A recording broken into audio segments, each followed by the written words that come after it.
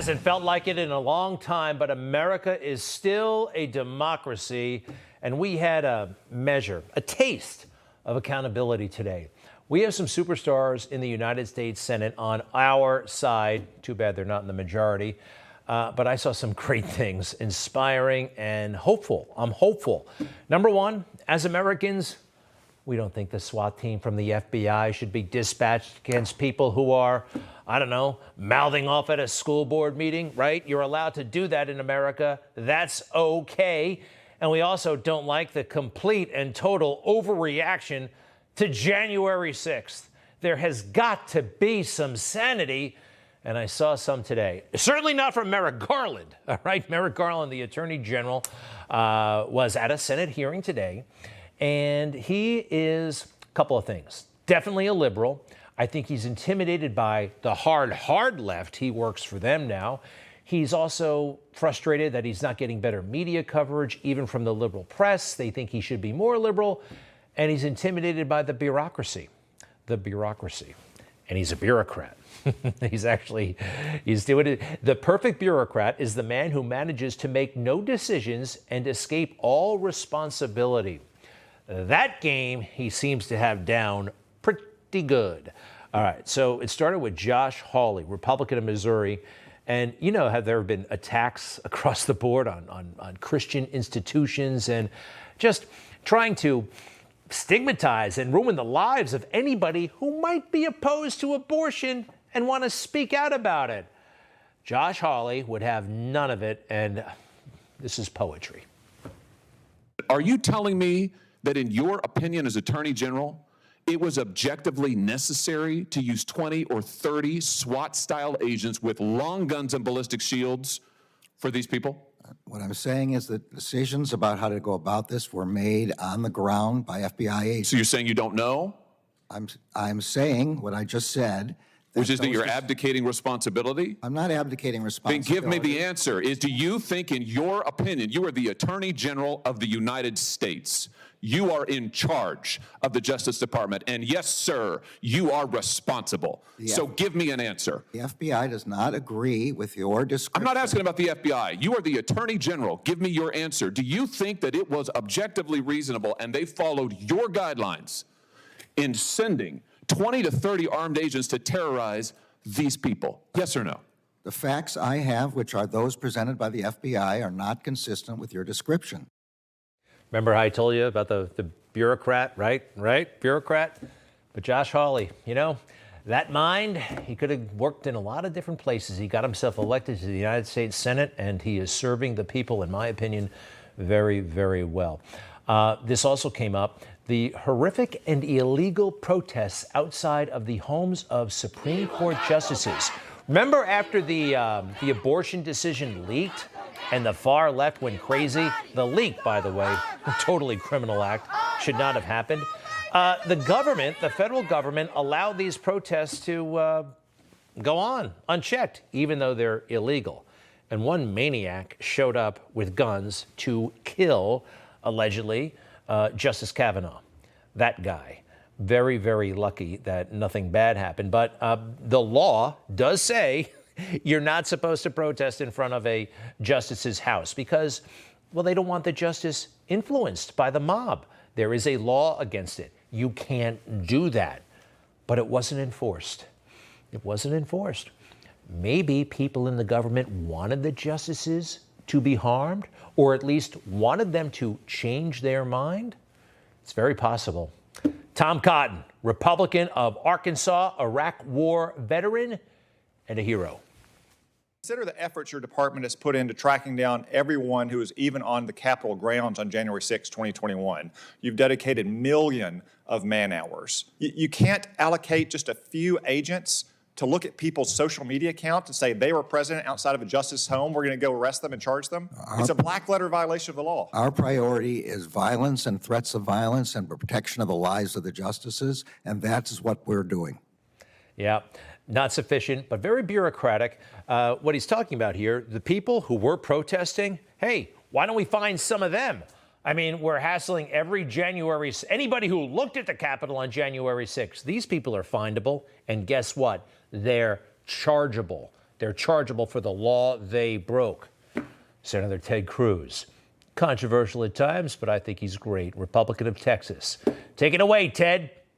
How do you decide which statutes you enforce and which ones you don't? The marshals on scene make that determination in light of the priority of The defense. marshals do not make a determination over whether to prosecute. You, the attorney general, make a determination, and you spent 20 years as a judge, and you're perfectly content with justices being afraid for their children's lives, and you did nothing to prosecute it. Let's shift to another area. Can I answer the question? No, The you Attorney cannot. You General- have refused to answer the I am question. answering your question. The How did Attorney you General choose does not decide whether to arrest. How did you choose not to enforce this statute? The marshals on Marshals scene, don't make that decision. they do make the decision of whether to make To an arrest. prosecute someone? No, they don't.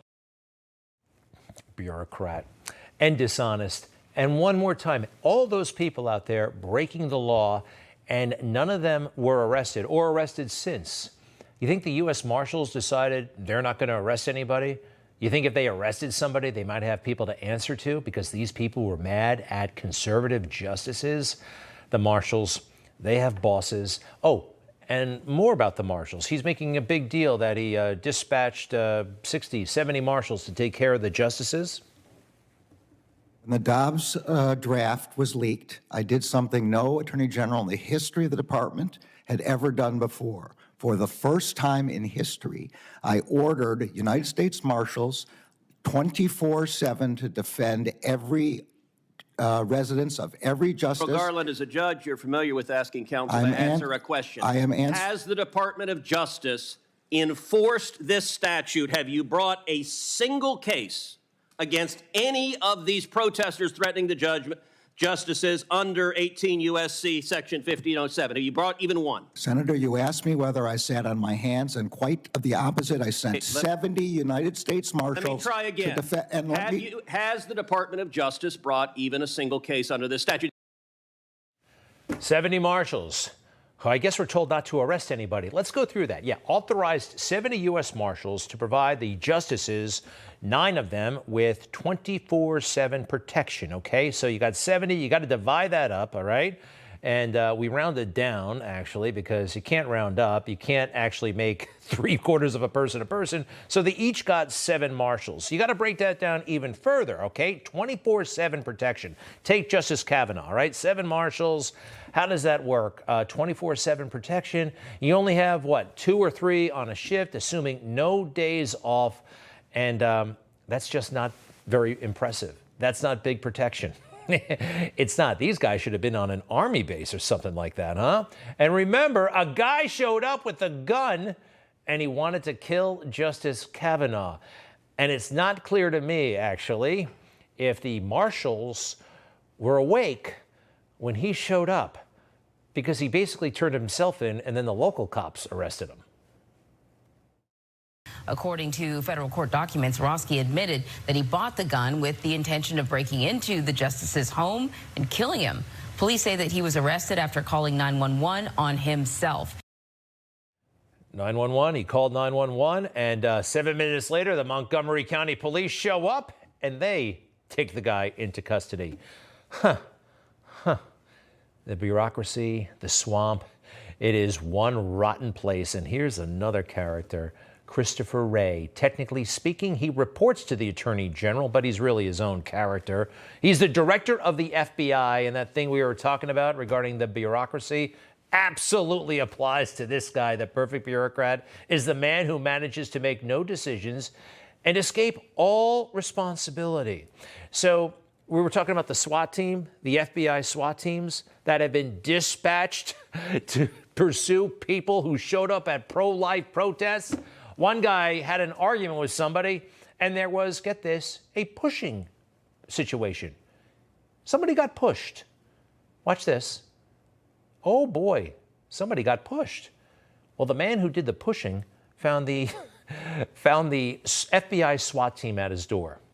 That was a huge issue today in the hearings, but Ray's a bureaucrat, and he said, well, that was the decision of the local on-scene commander, and I have trust in the men and women. They always hide behind that whole men and women routine. This guy, all of them, I'm sorry, the swamp, so corrupt. Brett Baer got things off with a with a decent question, though.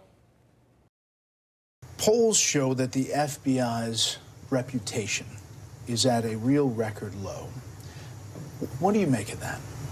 Well, look, there are all sorts of opinions out there about the FBI, just like there are about every major institution these days. I can tell you that we're focused on the opinions of the people we actually do the work for and the people we do the work with. He's focused on the opinions of the people he works for. He's just been told that the American people are losing respect for the FBI. That doesn't trouble him because the people he works for, they like the job the FBI are doing. Let's see. Hassling Carter Page, wiretapping him when there was no lying on the warrant, Russia collusion, that phony investigation, January 6th overreaction. You don't work for the American people, apparently. You work for Democrats. You work for Democrats, and they're approving of the job you do. I saw them trying to defend you guys today on Capitol Hill.